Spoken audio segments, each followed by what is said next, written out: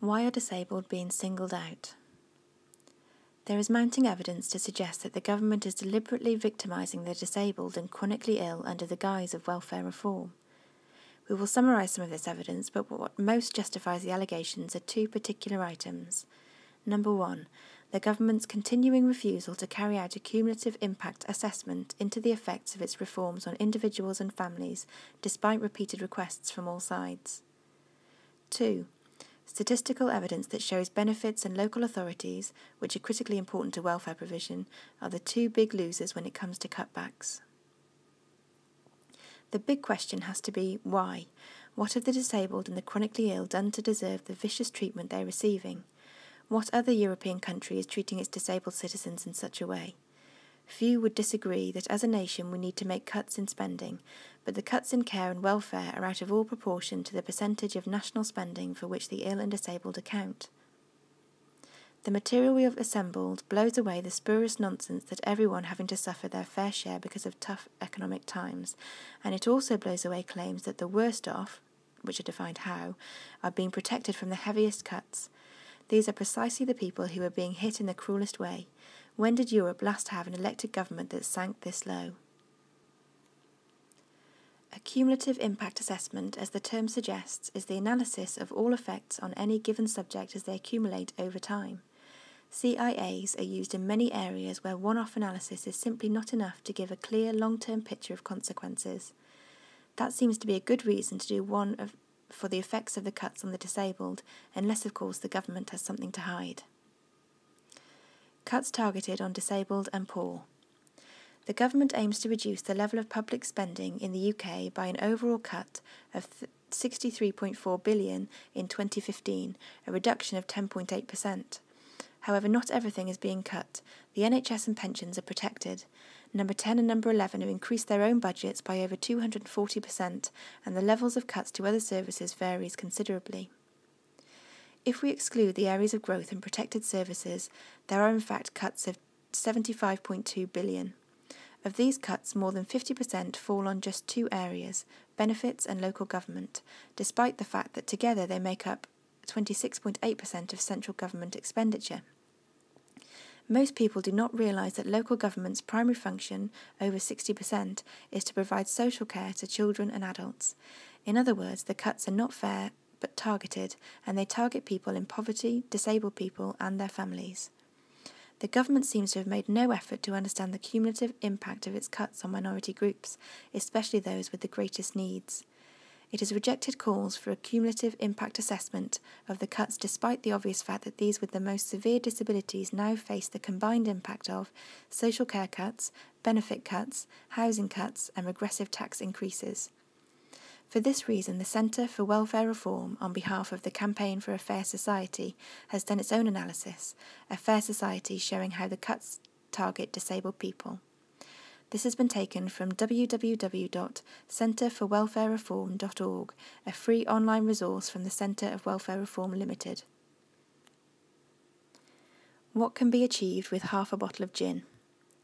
Demands continue to grow for a cumulative impact assessment by the government of the total effects of its draconian cuts are having on the lives of people with disabilities and other vulnerable groups in society.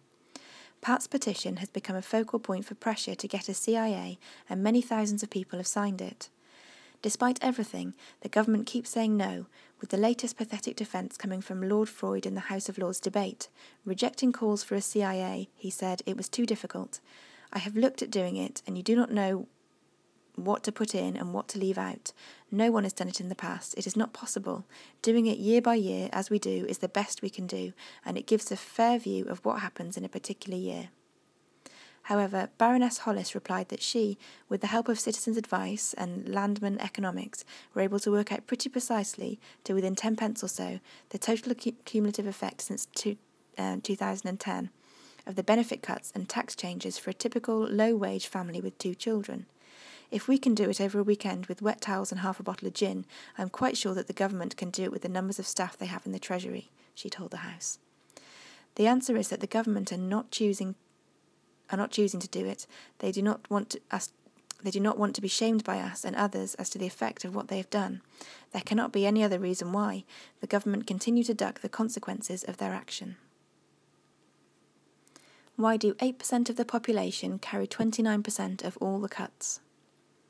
Members of the Disability Benefits Consortium and the Hardest Hit Coalition are backing calls on the government to publish information on the total impact of cuts to the benefits and support disabled people rely on. The recent restriction of benefit rises to 1% a year for the next 3 years is the tip of the iceberg for disabled people who have already seen massive cuts to their benefits and support services, including, by 2015, $18 billion from the benefits budget and $8 billion from social care.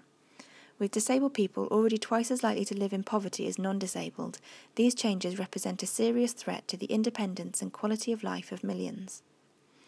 Disabled people make up 8% of the population, but are being hit by a massive 29% of all cuts being implemented.